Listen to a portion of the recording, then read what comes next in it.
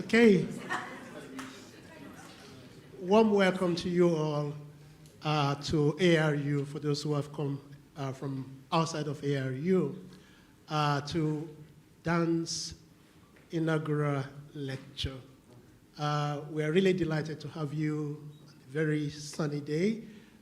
It's a good way of finishing the day. So we're looking forward to hearing from Dan about the theme of his inaugural lecture, which is entitled Putting AI Back in Its Box. Interesting. For those who are external to the university, it is really one of those moments where we come together as a community to celebrate our research.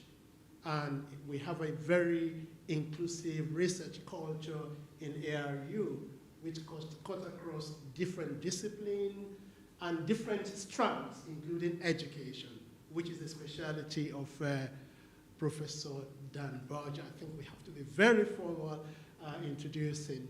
Without further ado, the session will be as follows after I've given this welcome, which I'm doing on behalf of our Vice Chancellor, Professor Roderick Watkins. He has some very urgent matters to deal with, and for those of you who know him, this is one of the highlights. He's always here. So he sends his apology, but I'm here, and my colleague Yvonne is here as well to represent the executive and support this program. So after this, I think I will hand over the mic to the Dean, PVC Dean for the Faculty of Business and Law, Professor Muhammad Ali, who will be formally introducing Dan.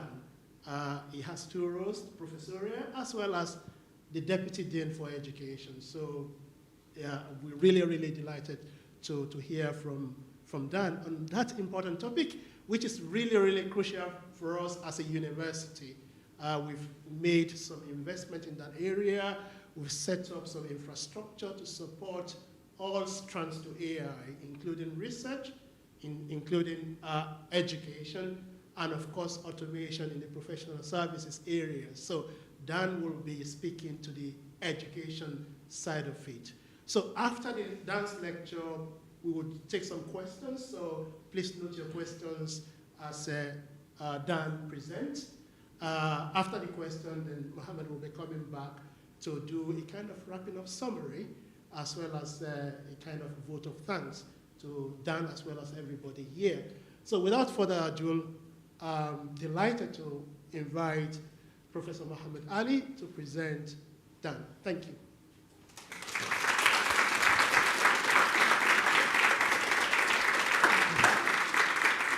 Thank you, Camille. Thank you for coming. Lovely to see our ex-colleagues here. You know, one of the joys of being a dean is you end up introducing your colleagues who make such huge contribution to the faculty, right? You take them through their career, what they have done.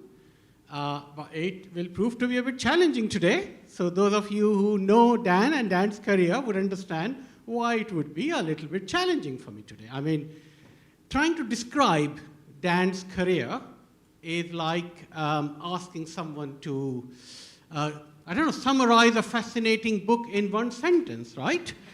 Is he an educator? Yes. A lawyer? Absolutely. An ex-pub manager? Yes. Part-time occasional DJ? Somehow, yes. When you buy some food and there are flavor warnings on it. So if for an academic title for Dan, the warning would be, you may be warned. You may be inspired to change your career after seeing my CV.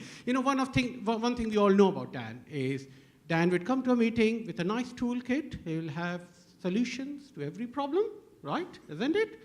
Any problem that's posed to you, except for one, when I ask you to be in two places at one time. I think you've yet to solve that problem, although I'm sure you're working on it. Dan's leadership, Dan's artificial intelligence, education research. It's not just theoretical, as many of you know. A lot of you, Dan, you've been there, you've done it, and you bridge that gap between academia and practice, which is wonderful. So after all of this, how do I introduce Dan? I think you'll all agree simple is best. And a brilliant, outstanding educator, a very hard-working individual who doesn't believe that human beings should sleep, right? So we are here to not just to sort of celebrate Dan's achievement, but also to celebrate a colleague who really inspires our students to be bolder, and who makes our meetings and our days interesting, because you never know what Dan is going to say. So let's hear directly from him what Dan is going to do today. So colleagues, please join me in welcoming Dan to the stage. Dan. Thank you very much. Thank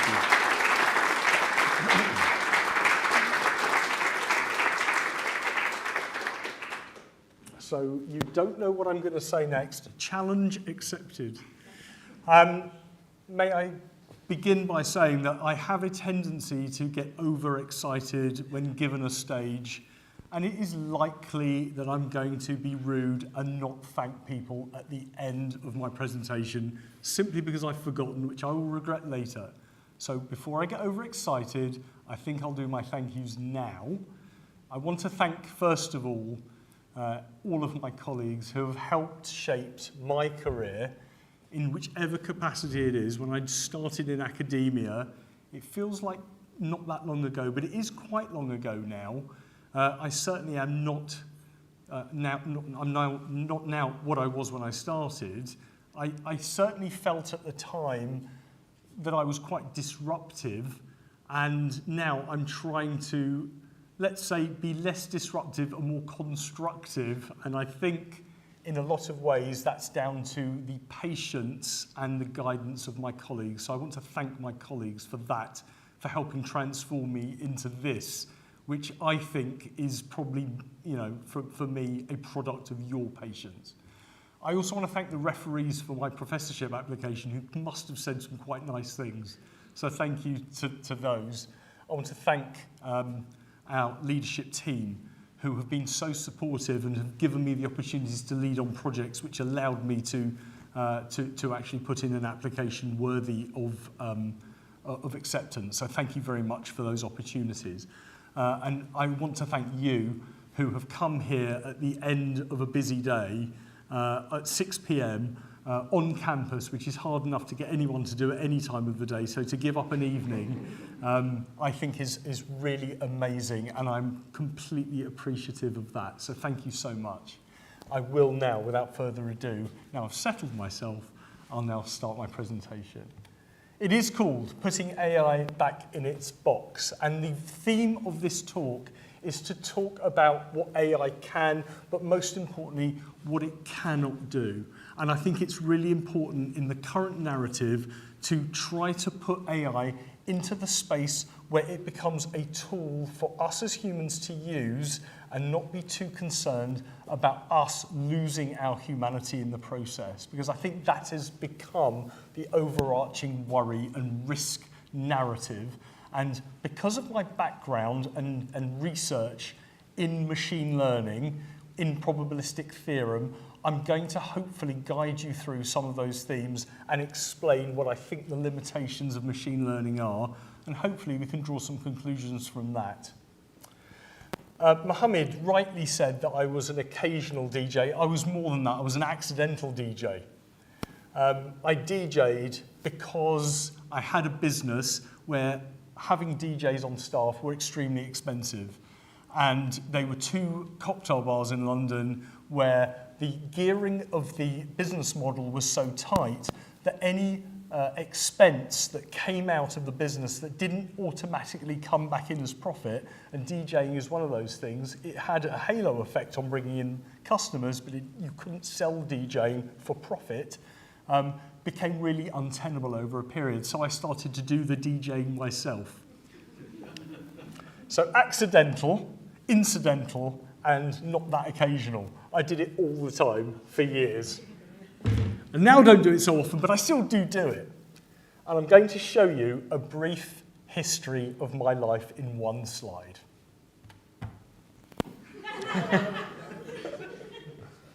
So there am I, 18 years ago, in London, 2 cocktail bars, DJ DNA, the perfect name for someone who couldn't think of any other name.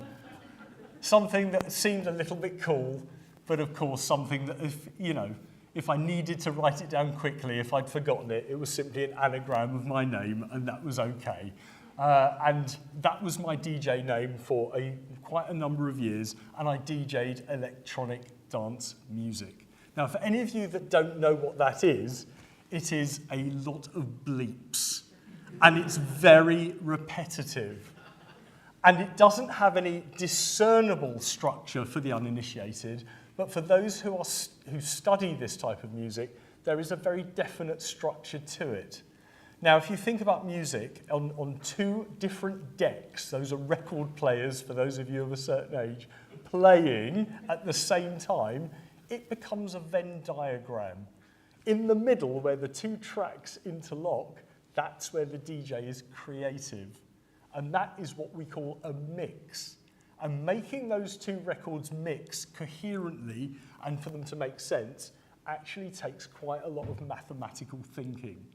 So DJing did two things for me at the time. First of all, it gave me a job to do in the bar, so I wasn't just sitting there making sure people weren't stealing. But also it gave me something creative to do. And the second part, that creative part, was really interesting to me because for the first time ever, I found myself actually intellectually committing to something. Counting, while everyone else is dancing away in the bars, I'm counting. I mean, that was, to me, a very interesting point that I was in on something that others didn't seem to be. They seemed to be enjoying what I was doing, and what I was doing was counting. I'm counting beats, and 4 of those made a bar, and 8 of those bars made a passage, and then that structure could then be dropped into something else. And by doing it that way, while people were trying to come up to me to talk, and I'm busy sitting there going, no, I'm counting, but trying to pretend I'm not, was to me very intellectually demanding. So for the first time in my career ever, I was having to think. By the time I got to my early 30s, I decided I needed to expand on thinking a little bit more than simply mixing electronic bleeps. It was a bit limiting, if I'm honest, and I decided I'd go to university. And I joined the University of Hertfordshire with absolutely no pre-qualifications whatsoever. I had no level 3, I had no access course or foundation. They accepted me on the promise that I would come in and work very hard, and I promised them that I would. Within 6 months, or it may have been 7 months, I may have embellished, it may have been 7 months, I became the national mooting champion at Hertfordshire. Mooting, if you don't know what that is, it's technical legal argument in front of a real judge on a hypothetical case, and you moot against other universities. And I was very fortunate, myself and my partner Beverly, who couldn't be here today, she's in France, but we're still very much in touch. We became the national mooting champions by beating every other university in the UK, and we ended up being chosen because by virtue of winning that national moot, representing the UK abroad as well. We collected our award from Buckingham Palace in the summer of 2008, and I thought to myself at that time, in what possible capacity and in which place could I possibly have gone from that to that in that shorter period of time? Which other opportunity would anyone like me have been given to have gone to Buckingham Palace after being that guy? It can only have been university, and I was hooked. I was obsessively hooked about the opportunities university provided. I couldn't believe what an unbelievable discovery this was, and I couldn't believe that no one else in my family had discovered it. I was the first in my family to have gone, and no one else that I knew had gone. None of my friends. I was not of that generation where people went to university. So the notion of widening participation and the notion of transforming lives was very relevant to my experience, and I loved it. It was the best decision I ever made, and I nearly didn't make it. But how did I get from ne'er-do-well DJ to Buckingham Palace winning legal argument competitions in such a quick time? I went to university, and I wasn't very good. I kept asking colleagues, well, and they're not colleagues, they were my lecturers. I now think of them as colleagues straight away, but they were lecturers. I kept asking them what the formula was. Because of my intellectual pursuit of DJing, and I felt I'd found the formula for DJing, I felt there must be a formula for learning. There had to be something, some theory that dragged everything together, that made sense, and then I could slot in whichever system, whichever problem it was into the theory, and it would work. Well, I started getting some formative feedback because Hertfordshire, pedagogically correct, start you early with some formative work, and I kept getting feedback, and it fell into two camps. It was either too descriptive or there wasn't enough evidence. Now, I didn't know what that meant, but I could start to see that those were the two paradigms that I was working with. Too descriptive, in my view, and no one was explaining this to me, meant that there was too much of the not you in this work. And not enough evidence meant there was not enough of, too descriptive meant there's not enough of the you in this work, and the too much evidence meant there's not enough of the not you. So I knew that there must be a link between the me and the not me. There must be a link between the subjective and the objective somewhere. And if I could possibly find that balance between me, the subjective argument, and the not me, the authority or the evidence to support my subjective argument, then somehow that must work. And that was the pursuit. And I worked that out relatively quickly, not because I felt that it was right, but it was a hypothesis that I thought I'm just going to keep on testing. And I was very, very lucky that that has stood me through my entire career. And it was probably discovered in 2 weeks at uni, but simply on the basis that I thought there might be a formula out there. So I had a problem. How do you make sure that the evidence you collate doesn't taint the subjective? How do you make sure that what you're reading is informing your argument but not obliterating it completely? How do you actually make the balance? So I started thinking of things in this double helix theme. You have to try to retain some essence of yourself despite the fact that there is information coming in all the time. So by doing that, your reading, your research, it helps inform your subjective argument without obliterating it, but it also helps support it. So it informs and supports. It can't do too much and not enough of the other. It cannot obliterate either. You have to retain that. Now that to me was the discovery, and I had to use that every single time. And what was odd about it is that it seemed to start working. My first summative coursework, I got a 74% for it, and I thought, well, that's better than the formative stuff where I was getting 30%. So something seems to be working. And then from that piece of coursework, I was asked to become a member of the mooting team, and then I started winning the moots on that formula. So I started to look into decision-making generally. How do we make decisions? I should take an umbrella to work was my subjective hypothesis. It could be any hypothesis. It could be that Donald Trump is the worst US president in the world. It could be that Elon Musk is the best business person in the world. It could be anything. It's not a question. It's not a fact. It is an argument or it's a hypothesis. But ultimately, that has to be mine and I have to derive it myself subjectively. What evidence, objective data or evidence do I rely on? Is that data evidence accurate, relevant, reliable? That's an objective part, and it cannot in any way usurp my subjective hypothesis. It must stay relevant, but it must stay separate. What I learned very quickly is that data isn't fact. All we have are best guesses. There is absolutely no way that we can think of data as objectively verifiable. There isn't such a thing. There isn't a starting point for science, and we have to reconcile that with there's knowledge out there, but that ultimately is part of the continuum that I just discussed earlier, part of the double helix. Whoever has derived that fact has also come up with a subjective argument, and they have supported it with data. So taking the double helix one step further into legal argument. So on one side of the double helix strand, using that theme, I discovered that there are individuals in a case, that every individual comes to court with an argument to be made, and that the judge has to come up with an adjudication for one party or another. Now, both of those parties are subjectively arguing, and they're going to be using authority to support that argument. But the judge is also on the double helix. That judge, he or she, will be thinking about those subjective arguments, but they will have to make the balance too. They will have to balance those against the fabric, the value, the welfare, if you like, and the interests of the society in which those individuals operate. Now, that double helix is really interesting in legal argument, and I would even argue, and I was talking to a colleague about other disciplines as well, and other universities, this appears in some way or another in many other disciplines, is that we don't just think of individuals, we think about the fabric of the society in which those individuals are.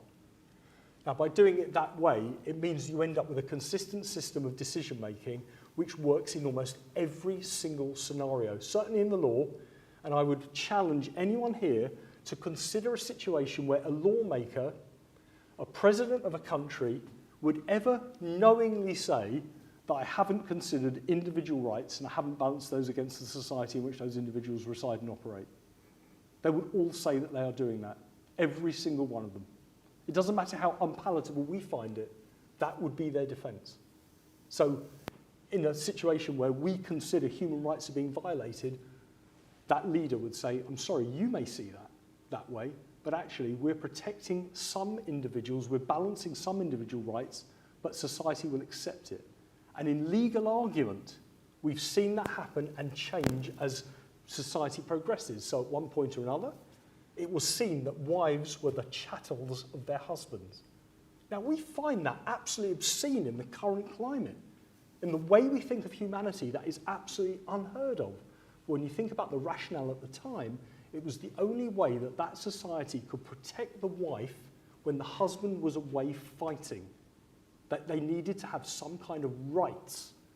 Now, there were unintended consequences from that, and wives had no rights against the husband. And then the courts in 1991 decided to flip that, so that wasn't any acceptable anymore in society. It was completely unacceptable, but also we were not living in that world anymore, and the law had moved on. So you can't say things were wrong, you can say things have developed, but the ultimate principle of balancing individual rights against societal interests remains constant. And that's how legal arguments get won. Essentially, the longer and deeper you can get into that argument, you will win eventually. I've put eventually at the very end of this slide, because sometimes the judge won't see it your way. But if you are persistent and you go through the court system, you will eventually prevail, and I have every faith in it. So, I graduated from Hertfordshire, top of my year in 2010. I went onto the bar. I didn't like going on the bar at all. You had to learn stuff. You couldn't reason stuff. There was no arguing with stuff. You were given 2 books. You were given the civil and the criminal procedure rules, which were very big, and the paper that it comes on is written almost like gossamer tissue paper. So each book is that thick. They have 5 million pages in. And you have to learn it all. And I found that really, really problematic. I kept arguing with my assessors about the civil procedure and the criminal procedure rules regulations. And they kept saying, why are you arguing? That is what it is. I thought, I cannot be a barrister. This is not the world for me. I'm an arguer. I am a disruptive person. There's no way in a million years I'm going to be able to do this. So I decided not to be a barrister. And I happened to be on a train going to London, and I saw one of my ex-lecturers from Hertfordshire who said, if you want, I think you have the skills and I think you have the experience to actually go into academia. And this was such an odd thing that I met someone on a train who tells me this, and immediately I just said, yeah, okay. It took no more than that. I said, how do you do it? And he said, well, the first thing, if you're very serious, is you need a PhD. And I said, okay, that's fine. I'll go and get one then. So I went on to jobs.ac.uk, and I saw that Queen Mary University of London had a fully funded studentship call for PhDs through their School of Electric Engineering and Computer Science for the practical use of Bayesian probability in a wide variety of different fields. And the idiot I am phoned them up. No CV, I just phoned them. And I said, can I speak to Professor Norman Fenton? And he said, this is Professor Norman Fenton. There was a phone number on it, and I said, oh, I got straight through. And he said, yeah. And I said, hi, I'm really interested in your funding call, and you've got a law stream. Can I use Bayesian probability for law? And he said, yeah. He said, what do you know about Bayesian probability? I said, nothing. He said, I'll send you my book, which he did. And he said, the application deadline is in 3 months. Do you think you can get through the book by then? I did get through the book, and I phoned him back up, and he said, how'd you get on? And I said, it's impenetrable. He said, you better come in. He said, the fact that that we're even having a conversation after you've spent 3 months reading it means you didn't decide to put it down. You've carried on. My assessment was it was just reams and reams of numbers. Now, I have no mathematical training whatsoever, but I went in to see him. And I developed this thesis called Improving Legal Reasoning Using Bayesian Probability Methods. That wasn't the title I was given. I called it that because I tried to make sense of my success in mooting and in my law degree mathematically just for fun. I thought maybe there is a mathematical way that I've started to think about legal reasoning. It was quite complex the way I was doing it, but it was really practical. And I thought maybe I could do it in maths. So I talked it through with Professor Fenton, and he asked me one question. There were 3 of them on the panel, and he said, how many times would you want to see a purportedly fair coin land on heads before you believed it was in some ways biased? And I looked at him, and I knew one thing. I knew not to give him the answer.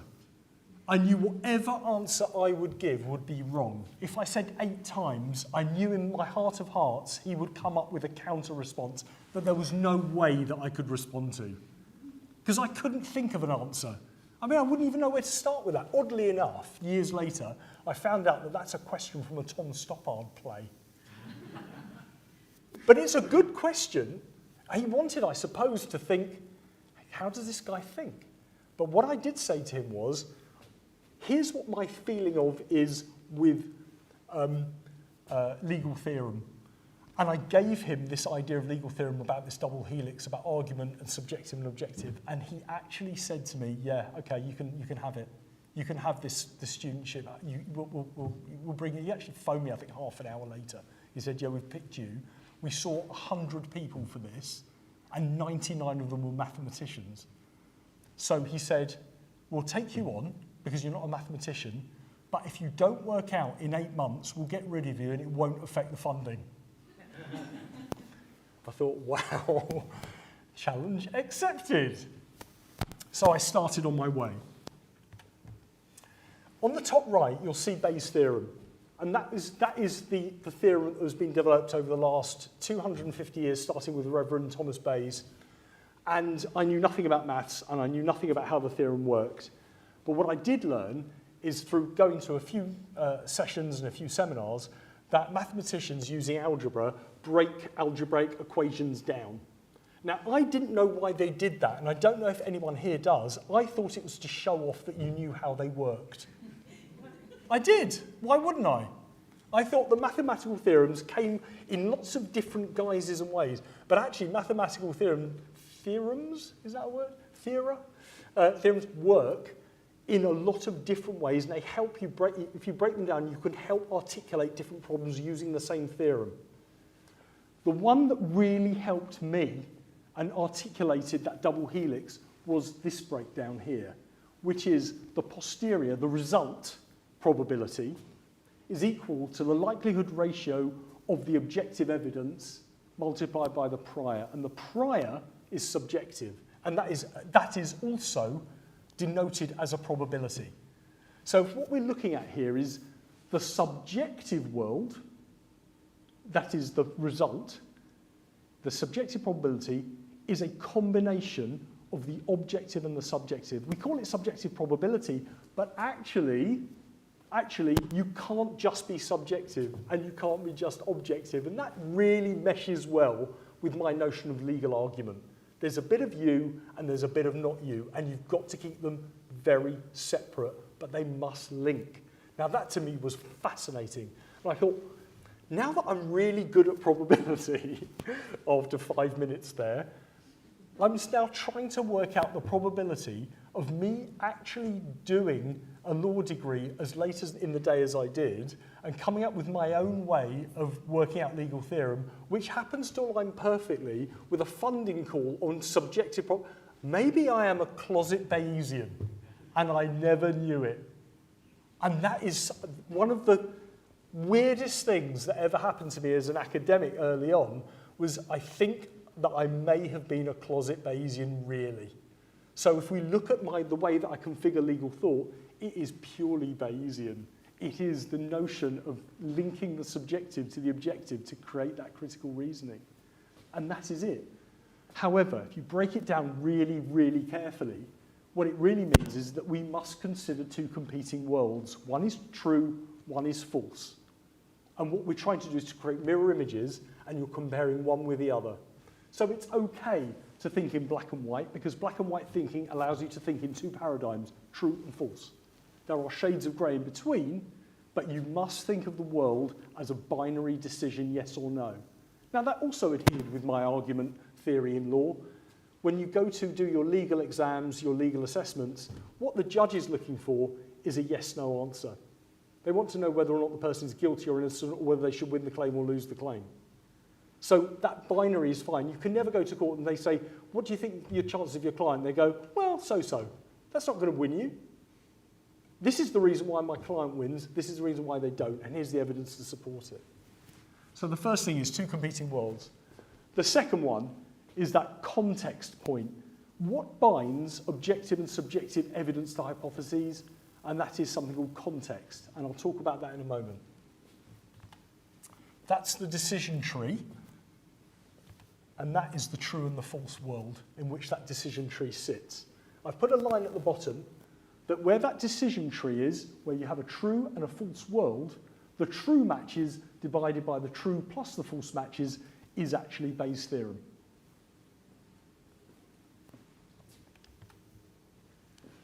So what am I going to do now that I've got this knowledge about probability theory, even from a very, very fundamental point?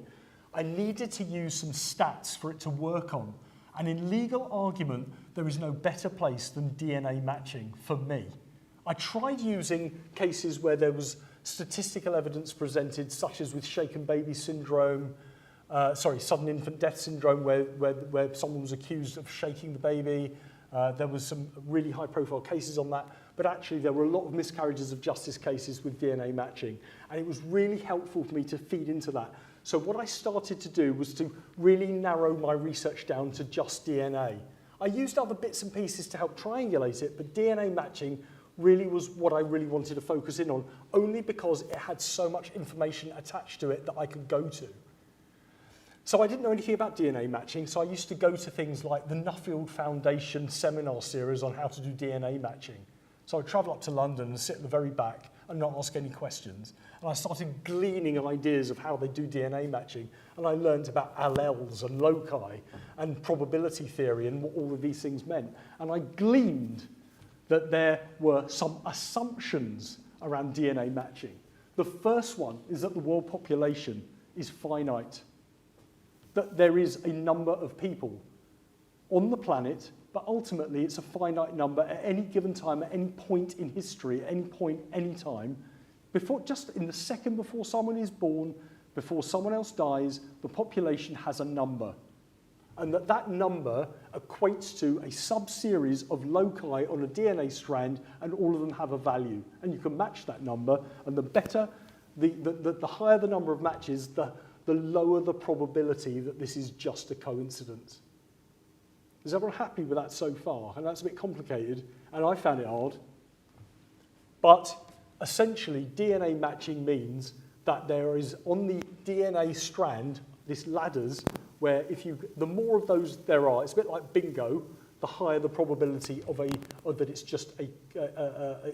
lower the probability that it's just a coincidental match.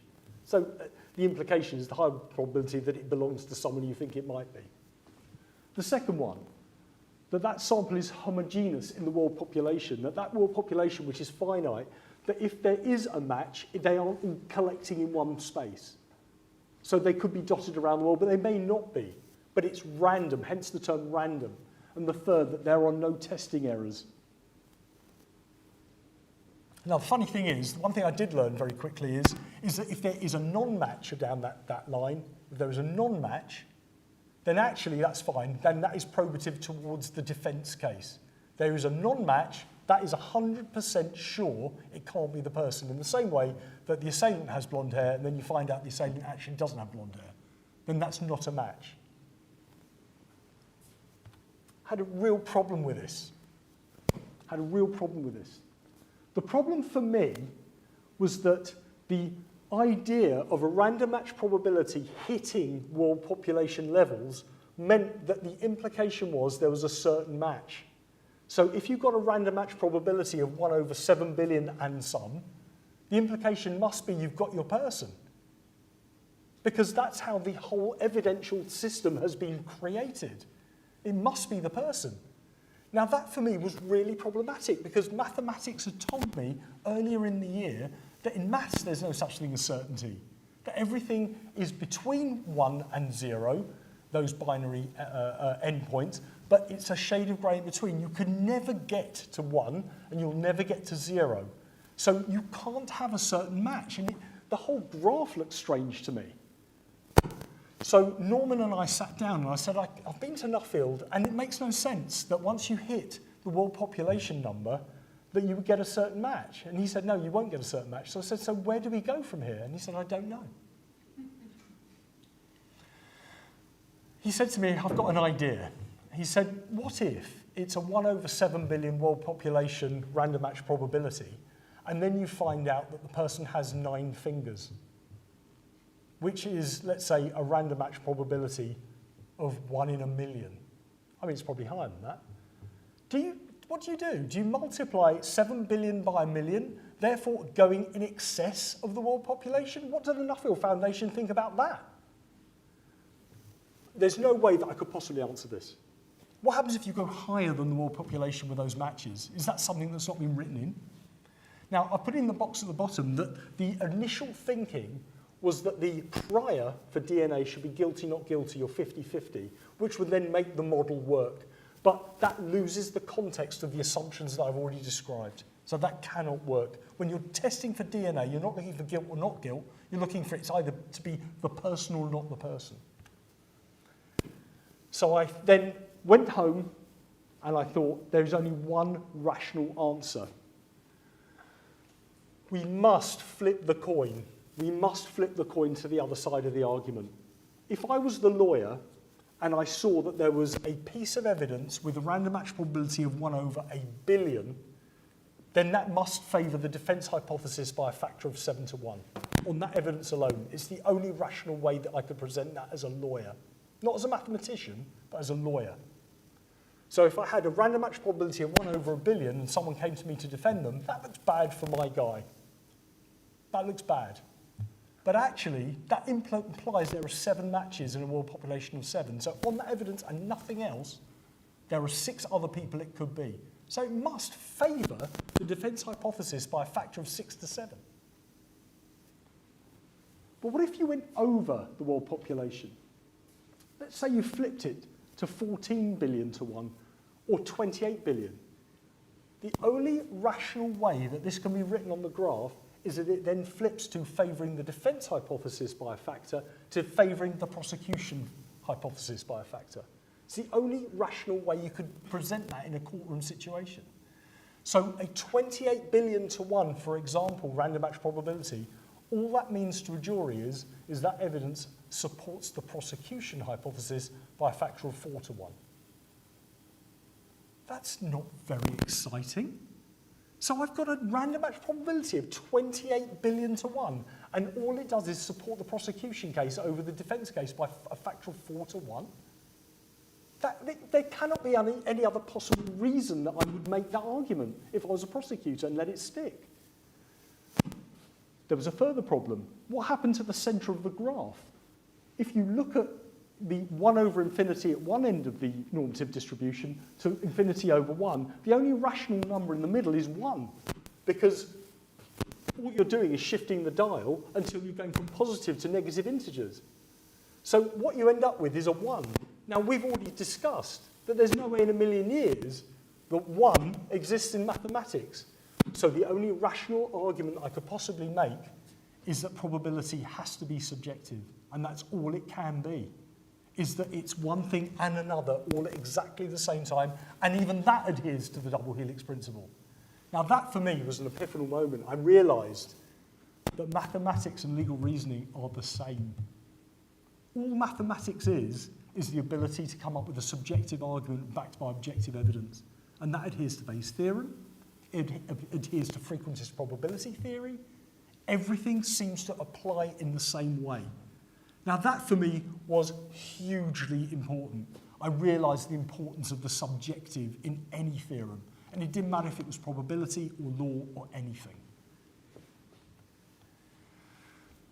That was really problematic for maths because a lot of mathematicians started to come up with ways to mitigate the risks of this. They came up with the confidence interval.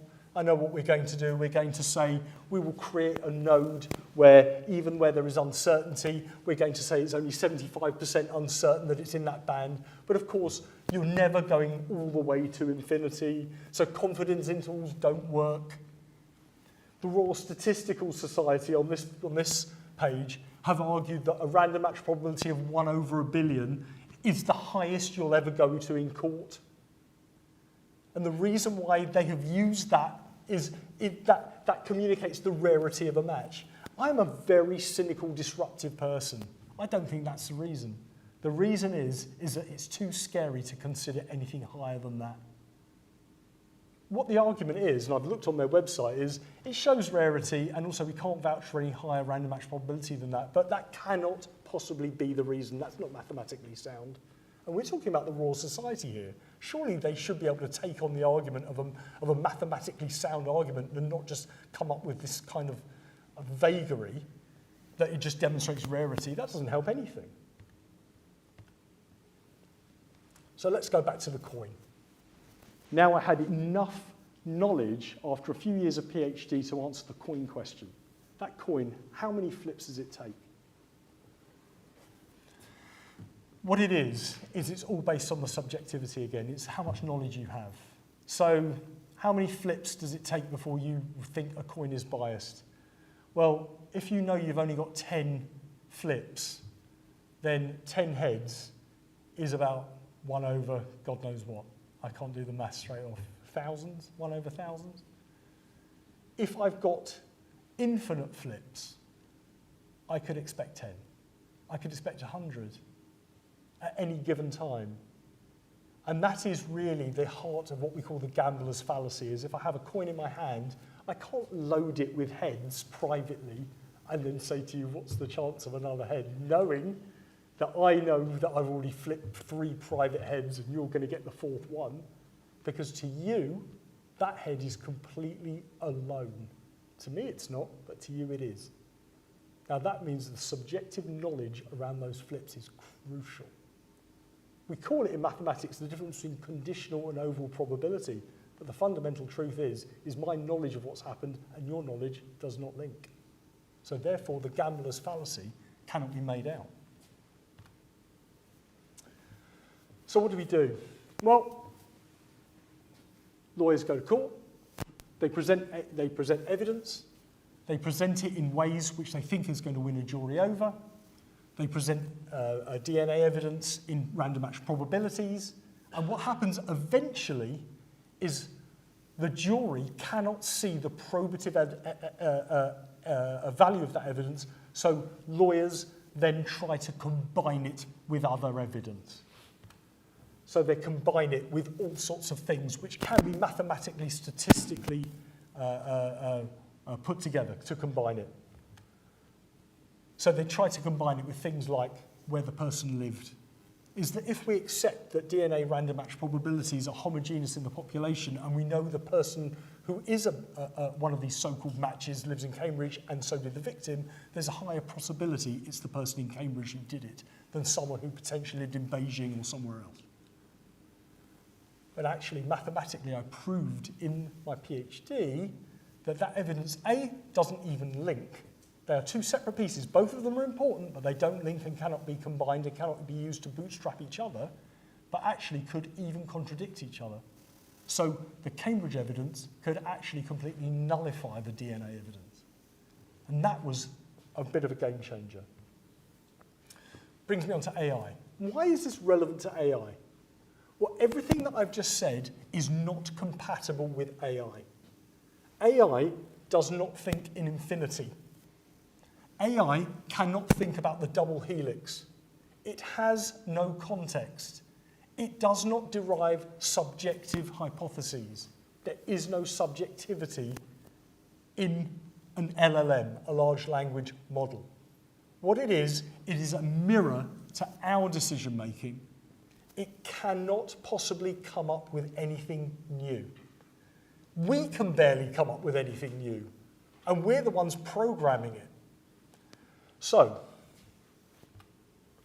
LLMs grow, and they grow, and they grow with more and more inputs. In 2023, ChatGPT had learnt 700 gigs of stochastic parroting from us. Now, it must be in the millions of terabytes. It's exponentially growing. Is it any better than it was? No. They are bigger, they are not better. We have just discovered two pieces of evidence which have upended two areas of philosophical thinking, one around evolution, one around the Big Bang Theory, that has the potential to completely upend the science. Both of them reported this year. One was a jawbone, and the other one was a theory around the Big Bang Theory, around the Big Bang itself. Now, the problem with LLMs, the problem with ChatGPT is you cannot go back into it. You can grow it, but you can't shrink it. So what happens is that binary hypothesis that we'd already come up with, those worlds, they're already set. Now, if you get the hypothesis wrong, and I'm not saying that ChatGPT is ultimately wrong, but it can't change it. So when you come up with a jawbone, it changes your whole view of evolution. You're going to have to start the model again.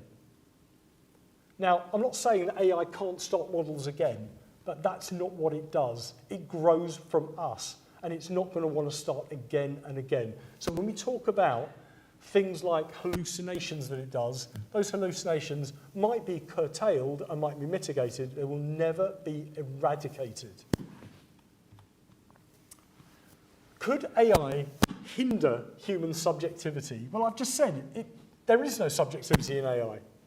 It'll never understand the infinite human context. But we might give up on ourselves and we might start trusting it. And that's, for me, the big risk. It is not whether AI will achieve sentience. It will never perceive, it will never think. It is whether we start believing that AI data is true. And the way that it might do that is it might start feeding off each other to create what I call a data singularity.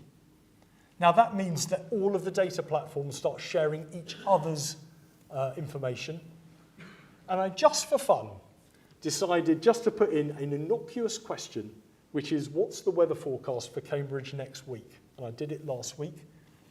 Not a single platform agreed. Not one. Those are the key weather websites. And if you look at them, the only ones that agreed were Google Weather and Met Office. The others didn't agree. Now, what worries me is that at some point or another, they'll learn from each other, and eventually, what you see as 21 centigrade and cloudy outside is actually 18 and sunny. And we will have no means to work out whether or not that's true. So it's not whether the risk isn't whether AI will overtake us in terms of intelligence, it's whether AI will stop us learning. There is, however, a safety net. Moll and Tomasello have actually argued, I think very successfully, that human beings are not a tabula rasa, which means that we are born inherently with a knowledge of up and down and some basic and fundamental knowledge of physics and probability. So all is not lost, but I am not prepared for us to get to that point. It is on us, and the call to arms I'll move forward. The call to arms is that it is on us to enshrine our students' subjectivity. We need to change the education narrative.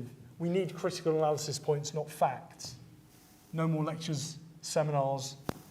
We need to have opportunities for students to develop those skills of subjectivity to create those arguments. For content delivery, that is something which is up for grabs. I really like the idea that AI can help us with content delivery. If you look at the bottom bullet point, my view is eventually we will repurpose away the staff resources from the content and move it into the assessment design and delivery. And I think that that's what we need to do. I put some bullet points, but I'm also aware that I'm running out of time.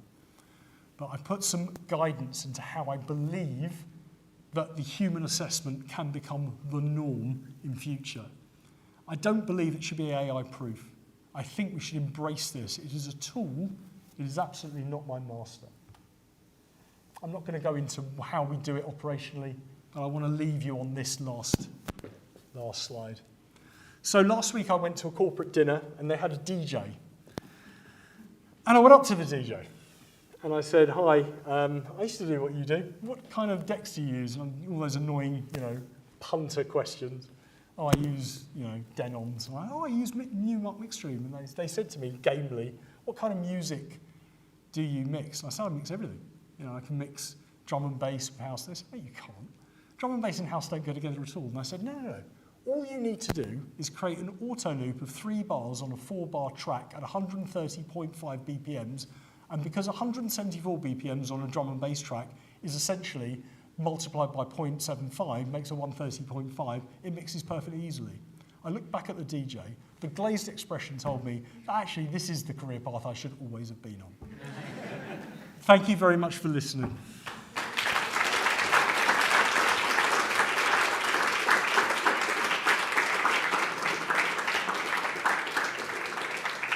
Many thanks, Dan, for that engaging and beautiful presentation. When Muhammad was introducing Dan, he mentioned so many parts of Dan, and we could see all the parts combined in that presentation. So, a disruptor, AI is a disruptor. You can see the lawyer argument in there. You can see a good educator, an engaging lecturer. So many thanks, Dan. Without further ado, I think this is the question time. As is customary, if somebody presents, we have in the audience those who are experts, probably in AI, probably in education, probably in law, and those who are not experts in any of those disciplines. I attend voluntarily to learn about other disciplines that I'm not quite familiar with. So, no question is a stupid question. No question is irrelevant. So, the floor is open, and to those who have engaged with us virtually, you are more than welcome. So, there's a roving mic. If you want to just ask a question, I'm sure there's no planted question. So, do feel free. Oh, God. Anyone but Tom. Ask a question about whether you think Tim Simonian was the best ever music producer. No, it's not that one. But I was listening to Bomb the Bass earlier.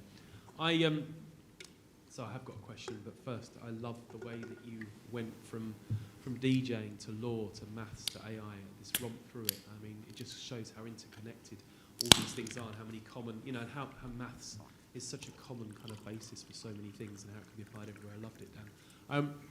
My only question in the fantastic presentation and lecture was about the fact that you call large language models a decision tree, that they're based on a decision tree model, and some are, I agree, and the early ones were, and simplistic artificial intelligence is based on that, but GPT, which is the one that most of us know, is based on a transformer model. And the transformer model is quite different, and I want to see how you can manage to map a decision tree to the model that you propose there, as opposed to a transformer, which of course is many hundreds of layers of nodes, of neural networks, where there's many, many, many different interactions that go between the layers, feed forward and matrices and biases and probabilistic kind of estimation of where to go next. And I totally get your point about it's only as good as its training data. Of course, its training data is getting bigger all the time, which is one of the worries about it. But the way that it processes it, I think, is much more like the way, I agree as well about human thinking, but the way it processes it is much more like the way that a brain works and not how a decision tree works.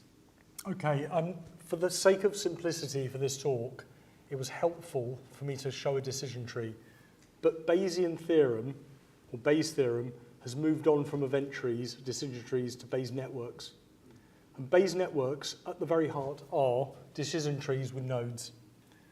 What you're discussing with the transformative or transformer method is actually more like a neural network, and you're right, it's a little bit like a brain. The difference is, a bit like, but I'm going to say why it's different. The difference is the nodes are predetermined, have predetermined weights towards them, and they are not all going the same way. They're all going in different ways, and they have different weights attached to them. The difference between a neural network ultimately is it's based on frequentist probability, and subjective probability is Bayes, and the way that the good language models now work, the good LLMs, is a combination of the two. In fact, I put Lu, L-U, is the author who's discovered that this is the way forward. Ultimately, they're the same thing, and there is a slide, I skipped through it, but frequentist probability, at its very heart, has a subjective basis, that contextual part.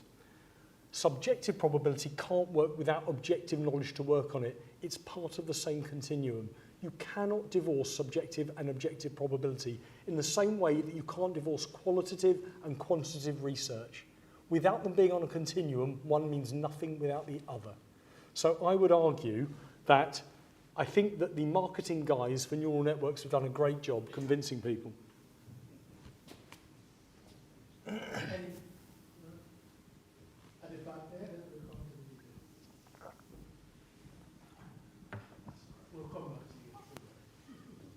I'll sit down. Firstly, thank you, Dan, for your time. I just want to bring it back sort of to education. Specifically myself, I'm doing an undergraduate law here. In some modules, I've actually been encouraged to use AI tools by lecturers to generate feedback on my own assignments.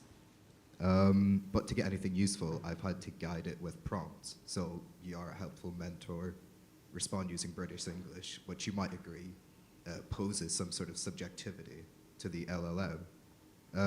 How can universities justify replacing lecturer feedback? Sorry, I can't pick up that last little bit. How can I? How can universities justify replacing lecturer feedback with AI when the results often feel forced or unreliable? This is a great question. I think we need to stop thinking of us as lecturers, as soothsayers. We're all on the same path together. We need to be guiding you as educators. We need to be guiding you down that continuum. How can we help you develop your subjective arguing skills? How can we help you identify reliable data to support it, which, may I say, will never support it 100%.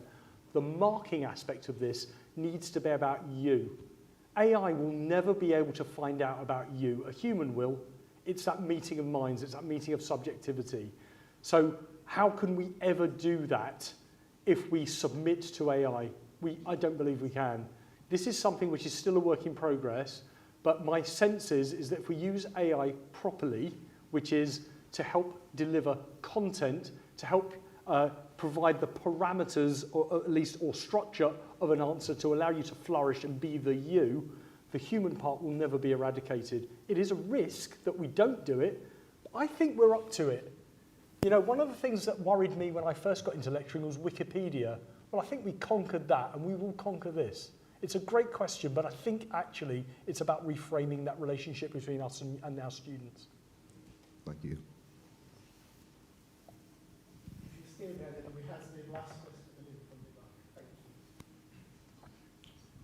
So my question is also relevant to university and AI detector use.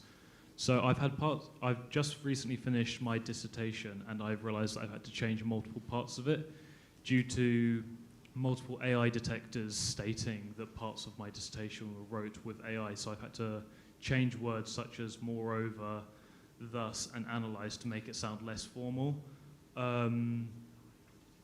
even though I had written it all myself. Is it fair that we had to change how we write just to avoid being accused of using AI, and how can it be avoided, or is this just a growing pain? No, may I say, and I just want to make this clear to our students, there is a regulation governing this area. Use of AI in and of itself is not an academic offence. We've made that very clear with our colleagues. You will never, ever be accused of plagiarism simply on an AI detector. There has to be something more.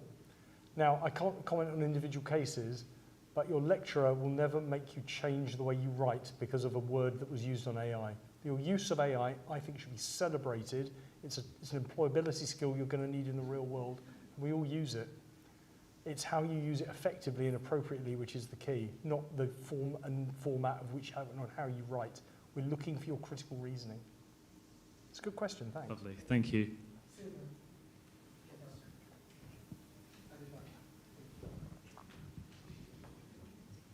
Thank you very much.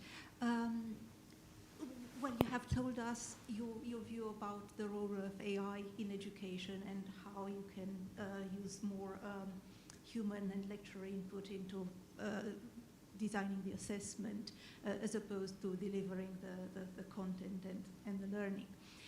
Now, how do you see the human input as opposed to the AI input into the legal profession? In the legal profession, where we actually hear about new tools that are able to draft contracts and check them and so on. So you know, entry-level jobs are taken away by machines. Yeah, I think this is about disruption here. I think it's about disruption. I've given what I think is a footprint through, or at least a footpath through the human assessment. I think we need to be teaching, as we move through this new paradigm, into a world of infinite critical reasoning, which means there can be some explicit assumptions. It helps maths students to understand the explicit assumption that 1 + 1 = 2. It's helpful at an entry level. But as we guide our students through HE, I think it's crucial that we're aiming higher. It means that, and I have spoken to University of Florida, I spoke to an assistant professor in the medical school who agrees with me that AI can be the checking mechanism on the human creativity side of things. Now that's really a tall order when all you really want your medical students to do is to hit the right vein on the patient. You don't want them to sit and critically reason whether it's the right vein, you just want them to do it.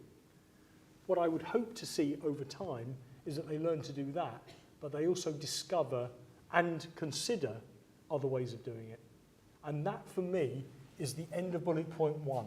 The further down the rabbit hole, I call it, sardonically, I think it's an important rabbit hole, but the further down we go, the higher the grade. One of the biggest problems I think we've got is this kind of normative marking scheme where we believe a first is at this level. Every student journey is different, and the further a student goes down that, the higher we should acknowledge that effort.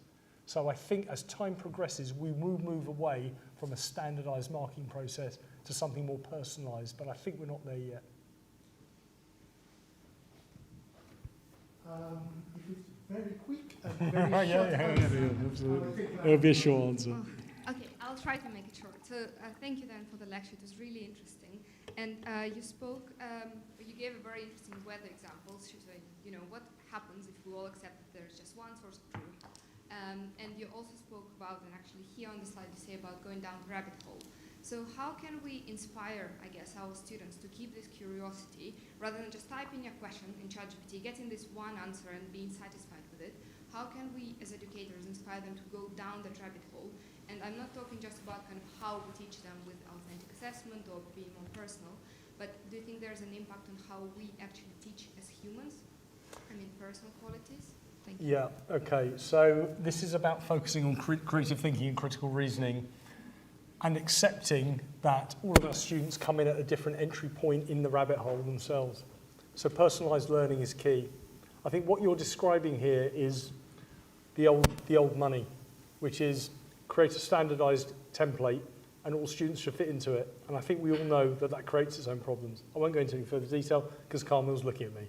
But at some point or another, we will talk about that. But it is a really important question. Very many thanks. I will now invite back the Dean, PVC Dean for the faculty for his closing remark, as well as token of appreciation. Mohammed. Thank you, Mustan. Hugely fascinating. And I guess when I said earlier in your introduction that we never know what you're going to say next, I think you've clearly proved that point and blown all of it. I think if you continue to make statistics so interesting and taking these complex problems and continue to define them in simple ways, I think we'll start calling it the Berger's law. How does that sound? Right? Colleagues, can you please join me in thanking Professor Dan Berger for this wonderful inaugural lecture.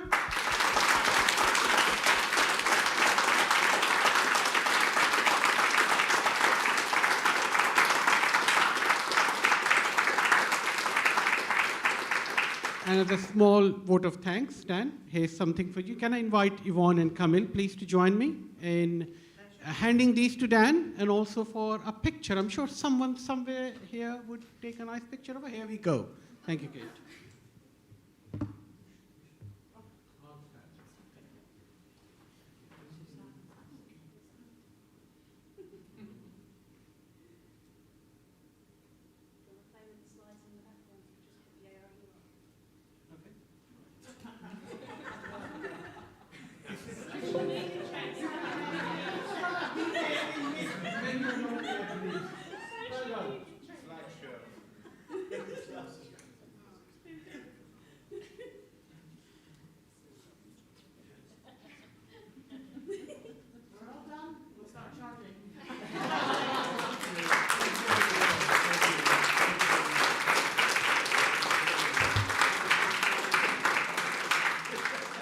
On that note, can I just thank everybody who has made today special for Dan, our colleagues from the faculty, from the university, both academic and professional services areas, and to our colleagues who have watched this presentation online. Very many thanks. As usual, we will really appreciate if you can join us for the refreshments outside here. Dan, you wanted to say something? Yeah, please. I also just want to thank the team. Laura, you have been absolutely brilliant, making me stick to deadlines and things, providing bios and PowerPoints and giving me updates on how many people are coming. And my understanding is the online presence is quite strong today. And that's all down to your organisation. And thank you to the technical team for making sure the microphone wasn't too loud. So thank you very much indeed to you. Thanks.